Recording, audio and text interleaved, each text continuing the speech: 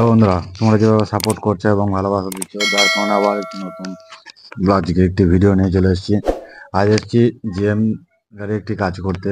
তো এই গাড়িটি পুরো অনেক কিছুই কাজ হয়েছে।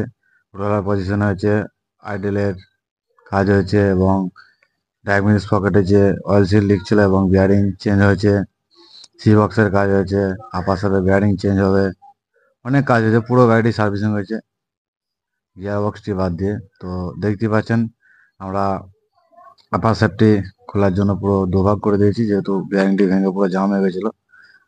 যাই হোক, আমরা মুড়ি খেয়ে নিলাম, একটু গায়ের ক্ষমতাটা বাড়িয়ে নিলাম।